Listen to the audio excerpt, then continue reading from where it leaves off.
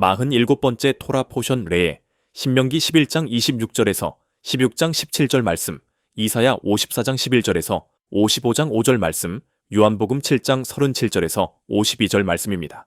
오늘 토라 포션 레의 의미는 보아라입니다.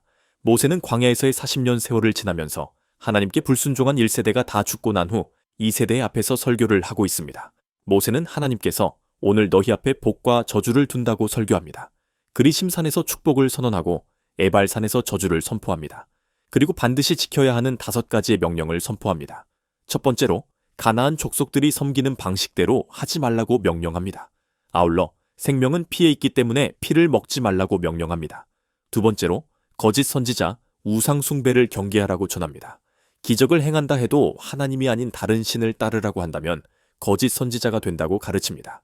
아무리 큰 기적을 행하고 예언을 하더라도 백성을 토라의 법에서 떠나도록 가르치는 선지자는 거짓 선지자입니다. 그렇기에 예수와의 시대에도 종교 지도자들은 그분이 토라에 반하는 것을 가르치는지 여부에 항상 촉각을 곤두세웠습니다. 하지만 예수와께서는 항상 율법을 준수하셨습니다.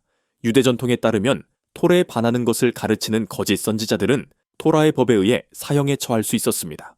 세 번째로 정결한 음식과 부정한 음식에 대한 코셔법입니다. 우리가 먹는 것에 대한 규례입니다. 하나님의 백성이 어떤 음식을 먹어야 하는지를 가르쳐주는 내용입니다. 현대 사회에는 쾌락주의 음식 문화화가 있습니다. 배가 고파서 생명을 위해 먹기보다는 입의 만족을 위해 먹습니다. 하지만 슬픈 현실은 우리가 즐기는 음식으로 인해 많은 사람들이 병에 걸리고 정상적인 삶을 살지 못하는 경우가 아주 많다는 것입니다. 우리는 하나님의 형상을 닮은 그분의 피조물로서 건강한 영혼뿐 아니라 건강한 육신을 보존해야 합니다.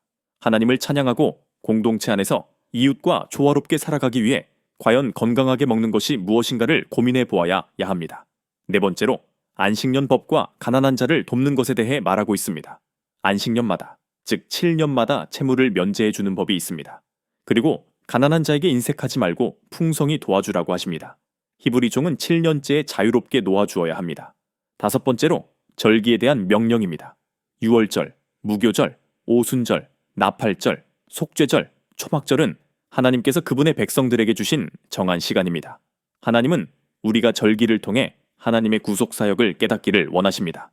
예수와께서는 유월절에 죄의 대속을 위해 십자가에서 죽으셨습니다. 오순절에는 성령 강림을 통해 이방인들의 추수가 시작되었습니다. 아직 성취되지 않은 절기인 나팔절, 속죄절, 초막절은 앞으로 나타날 예수와의 사역을 예표합니다. 나팔절을 통해 나팔 소리와 함께 이제 메시아의 나라가 임할 것을 선포하실 것입니다. 속죄절을 통해 이스라엘의 민족적인 죄가 사함을 받을 것입니다. 모든 이스라엘의 구원이 이때 이루어질 것입니다. 로마서 11장 26절에서 27절 말씀입니다. 그리하여 온 이스라엘이 구원을 받으리라 기록된 바 구원자가 시온에서 오사 야곱에게서 경건하지 않은 것을 돌이키시겠고 내가 그들의 죄를 없이 할 때에 그들에게 이루어질 내 언약이 이것이라 함과 같으니라. 초막절은 유대인들에게 기쁨의 절기입니다. 모두 다 함께 큰 기쁨과 즐거움에 참여하는 시즌입니다. 초막절은 하나님께서 그분의 백성과 함께 하심을 기억하는 시간입니다. 이 절기는 천년 왕국을 예표하며 하나님께서 그분의 백성들 가운데 거하심을 나타냅니다. 요한계시록 7장 15절 말씀입니다. 그러므로 그들이 하나님의 보좌 앞에 있고 또 그의 성전에서 밤낮 하나님을 섬김의 보좌에 앉으시니가 그들 위에 장막을 치시리니. 여기에서 장막은 히브리적 의미로 초막과 일치하는 단어입니다. 오늘날 우리는 스스로 하나님의 백성이라고 말하면서 과연 하나님의 백성으로 살아가는 법을 알고 실천하고 있습니까? 지금 이 시대는 미혹의 시대입니다. 하나님의 말씀은 하나인데 너무 많은 교리와 신학적인 입장이 난무하고 그로 인해 파생된 수많은 교파들이 있습니다. 각자 자신의 교리와 맞지 않으면 이단으로 정죄하는 상황에 이르렀습니다. 우리가 알고 배워야 할 것은 교리가 아닌 정말로 성경이 무엇을 말씀하는가입니다. 우리는 하나님의 말씀의 참된 의미를 깨달아야 합니다. 우리는 단순히 주님의 법도에 순종하며 예수와께서 하나님 앞에서 어떻게 사셨는지를 배워야 합니다. 마태복음 16장 23절에서 25절 말씀입니다. 예수께서 돌이키시며 베드로에게 이르시되 사탄아 내 뒤로 물러가라. 너는 나를 넘어지게 하는 자로다. 네가 하나님의 일을 생각하지 아니하고 도리어 사람의 일을 생각하는도다 하시고 이에 예수께서 제자들에게 이르시되 누구든지 나를 따라오려거든 자기를 부인하고 자기 십자가를 지고 나를 따를 것이니라. 누구든지 제 목숨을 구원하고자 하면 잃을 것이요 누구든지 나를 위하여 제 목숨을 잃으면 찾으리라. 당시 베드로는 예수와께서 다윗과 같은 영웅적인 지도자, 정치적인 지도자로서 로마의 지배 아래 핍박받던 이스라엘을 구원하실 메시아로 생각하고 그분을 따랐습니다. 맞습니다. 예수와께서는 하나님의 백성을 구원하실 왕이십니다. 영적으로뿐만 아니라 정치적으로 또 모든 영역에서 그분의 백성을 구원하실 것입니다. 하지만 아직 그분의 사역은 다 이루어지지 않았습니다. 초림 메시아의 사역은 우리를 영적으로 구원하시기 위한 것입니다. 사탄의 유혹에 넘어간 인간이 사탄의 종 노릇하며 죽음의 공포 속에 사는 삶에서 우리를 자유케 하셨습니다. 메시아이신 예수와께서는 온 이스라엘의 대표가 되셔서, 즉 하나님의 백성의 대표가 되셔서 의로운 죽음으로써 하나님 아버지와 인간과의 관계를 회복시키셨습니다. 그리고 이제 예수와께서 다시 오실 때에는 하나님의 나라를 이 땅에 회복시키실 것입니다. 그것이 바로 그때가 바로 천국입니다. 예수와의 첫 번째 메시지는 회개하라, 천국이 가까이 왔느니라 였습니다. 그분이 말씀하신 천국은 죽어서 가는 어떤 장소가 아니라 하나님의 통치가 이루어지는 이 세상을 말합니다. 즉, 천국은 이 땅에서 하늘나라, 하나님의 나라가 임하는 것입니다. 당시 베드로는 고난받아야 하는 메시아를 보지 못했고 영광스러운 모습으로 오셔서 세상을 심판하시는 메시아를 기다렸습니다.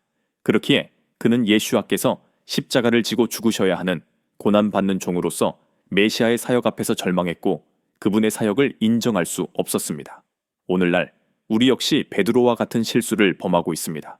세상의 심판주로 임하실 메시아는 아직 오지 않으셨습니다. 이사야 53장 2절에서 5절 말씀입니다. 그는 주 앞에서 자라나기를 연한 순 같고 마른 땅에서 나온 뿌리 같아서 고운 모양도 없고 풍채도 없은즉 우리가 보기에 흠모할 만한 아름다운 것이 없도다.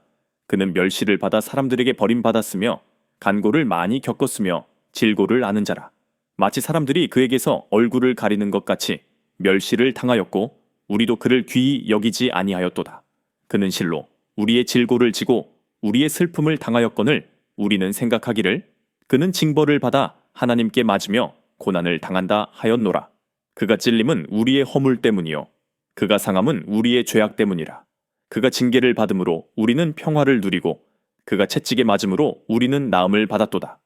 초림 예수와는 우리의 죄 때문에 고난받으시는 메시아를 보여줍니다. 그분은 왕이시지만 겸손하게 고난을 받아들이셨습니다. 하지만 베드로는 이 사실을 깨닫지 못했고 받아들이려고 하지도 않았습니다. 그분이 왕이 되시면 자신이 어떤 자리를 얻게 될지 그 영광만 생각하고 있었습니다. 그런데 주님께서는 베드로에게 십자가를 지고 따라오라고 하십니다. 즉, 나는 고난의 길을 가니 네가 참으로 내 제자가 되고 싶다면 나와 같은 운명을 가져야 한다는 것입니다. 그러자 베드로는 머릿속이 하얘졌습니다. 주님의 제자가 되고 싶습니까? 우리가 참으로 주님의 제자가 되고 싶다면 주님과 같은 운명을 기꺼이 받아들여야 합니다. 오늘 토라 포션은 레입니다. 보아라입니다. 하나님께서 복과 저주의 선택을 우리에게 주셨습니다. 왜 이스라엘 백성이 광야의 고난을 겪습니까? 광야는 그들이 애굽에서 나와서 세상의 종의 굴레에서 벗어나서 시내산에서 하나님의 참된 백성이 되기 위해 율법을 받고 서원하는 장소입니다. 광야의 삶은 하나님의 백성이 되기 위해 말씀으로 훈련받는 곳입니다. 신명기 8장 1절에서 3절 말씀입니다. 내가 오늘 명하는 모든 명령을 너희는 지켜 행하라. 그리하면 너희가 살고 번성하고 여호와께서 너희의 조상들에게 맹세하신 땅에 들어가서 그것을 차지하리라. 내 하나님 여호와께서 이 40년 동안에 내게 광야 길을 걷게 하신 것을 기억하라. 이는 너를 낮추시며 너를 시험하사 네 마음이 어떠한지 그 명령을 지키는지 지키지 않는지 알려 하심이라. 너를 낮추시며 너를 줄이게 하시며 또 너도 알지 못하며 네 조상들도 알지 못하던 만나를 내게 먹이신 것은 사람이 떡으로만 사는 것이 아니요 여호와의 입에서 나오는 모든 말씀으로 사는 줄을 네가 알게 하려 하심이니라. 우리가 이 세상에서 고난보다 영광을 구한다면, 즉 돈, 명예, 권력을 얻고자 한다면 우리는 베드로와 같은 실수를 범하는 것입니다. 이 땅에서, 이 광야에서 우리는 주님의 고난에 동참해야 합니다. 그러면 주님께서 재림하실 때 구원받은 성도들은 주님과 같은 모습으로 부활하여 영생에 들어가게 될 것입니다. 그때 승리한 자들, 복받은 자들은 아담이 잃어버렸던 세상에 대한 통치권을 주님께 부여받게 될 것입니다. 계시록 2장 26절에서 27절 말씀입니다. 이기는 자와 끝까지 내 일을 지키는 그에게 만국을 다스리는 권세를 주리니 그가 철장을 가지고 그들을 다스려 질그릇 깨뜨리는 것과 같이 하리라. 나도 내 아버지께 받은 것이 그러하니라. 이 상급은 이기는 자들 곧 예슈아의 말씀대로 이 세상에서 고난받고 끝까지 견딘 자들, 최후 승리를 얻은 자들에게 주시는 값진 것입니다. 아멘. 주 예슈아여 다시 오시옵소서.